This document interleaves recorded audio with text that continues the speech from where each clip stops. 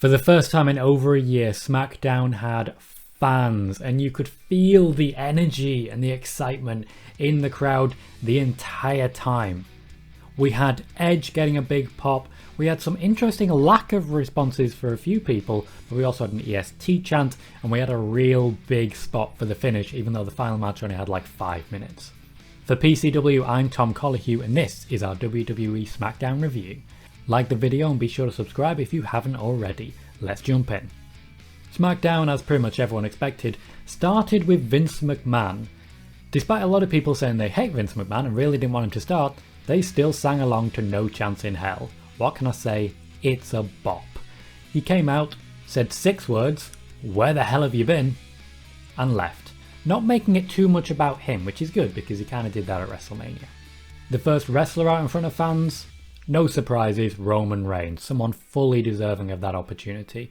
Roman came out with the Usos, but the Usos did not get a full entrance because the WWE is still trying to hide the fact that people aren't happy Jimmy Uso got a DUI. We then had the Mysterios making their entrance. This is Dominic's first time wrestling in front of fans, and you could see his enthusiasm supercharging as well. And finally Edge, who got a huge nostalgia pop, but that faded across the course of the match. The winner of the match here? Jey Uso pinning Rey Mysterio. In isolation, that's a big moment for Jey. Roman wrestled only briefly, as is his style, and by the end of it, Edge saved the Mysterios from a beatdown, attacked Roman, and held the Universal Championship over his head as the announcer said, "Will this be the scene on Sunday?" No. No. We know that's not going to happen. Stop trying to make it seem like it might. It's not going to. After that, SmackDown kind of fell into its usual formula, essentially giving us the same sort of action that we're used to, even though there were fans there. It didn't feel that much different apart from a few moments. Starting off, we had another Edge-Seth Rollins interaction backstage, in which Edge referred to their history in a very entertaining way. I'm getting more and more confident he's not winning the briefcase. But we know at least we're getting Edge and Seth Rollins, because the build has been towards Edge and Seth Rollins. Edge and Roman Reigns, once again, not the focus when they're actually... Edge and Roman Reigns, once again, not the focus when they're actively feuding. In our one big surprise, which was admittedly spoiled beforehand, Sami Zayn came out to complain about conspiracies. His job essentially was to get booed by the crowd, and he succeeded in that with aplomb.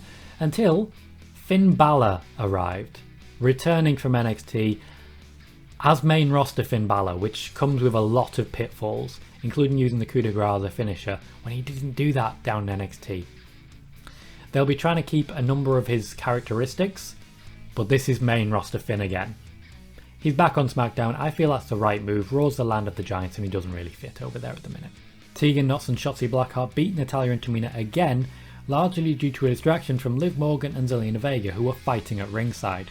They were initially on commentary, but thank God that didn't last long because it was horrible to listen to. These two are both good talkers. What the hell was this? Zelina Vega got beat up, which is an improvement on last week where she didn't turn up, or the week before when she got beat by Liv Morgan. And Liv Morgan it was who stood tall this week as well. There was a decent pop for her. It wasn't world beating, but it was decent. This was followed by our Hour 2 draw segment, which was Bianca Belair versus Carmella. The match itself was good. It felt like a pay-per-view championship match, and it seems like these two have worked on their chemistry and really actually managed to make something of it. We had a brief EST chant which came out of nowhere a little bit. I think WWE might still be sweetening that audio. But Bianca Belair did look like a star here. It's clear that it's worked. The WWE have been trying to make Bianca Belair into a star, and it has worked.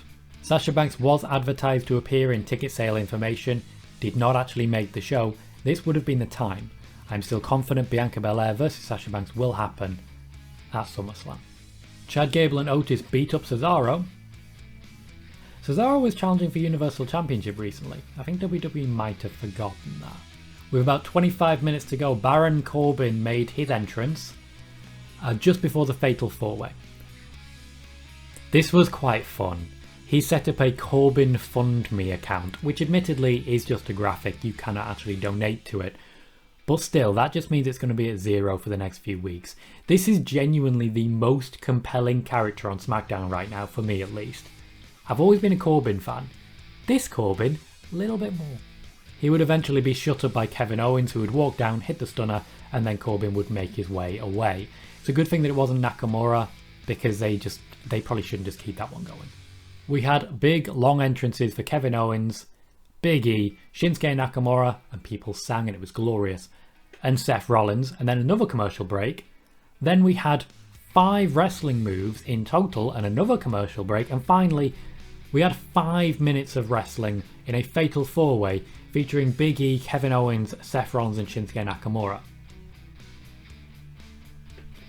As you might expect, we could have done with a hell of a lot more of that. A hell of a lot more. The winner here was Seth Rollins, and they did before this show a recap package of Seth Rollins cashing in on Roman and Brock way back when. Yeah, I don't think he's winning anymore. SmackDown had fans and it lent the entire show a really big feel. It's going to have fans next week as well, and it needs to do a hell of a lot better than this to keep me that invested. This was not a bad SmackDown. This was an average SmackDown. This was a normal SmackDown. There just happened to be fans there this time. We had a Finn Balor appearance and that was very positive. We're getting some new surprises and that's good. But when you look at how Zelina Vega's return has gone, I don't have the biggest hope for Finn Balor. I really don't.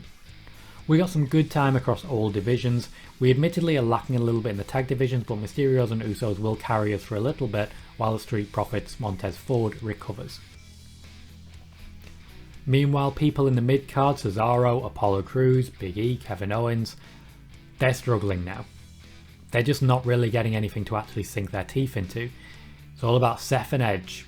That's the number one story on SmackDown. Roman Reigns basically can just ignore Edge at this point. Let me know what you thought of SmackDown down in the comments. I've been Tom Colhue for PCW, and thank you for watching.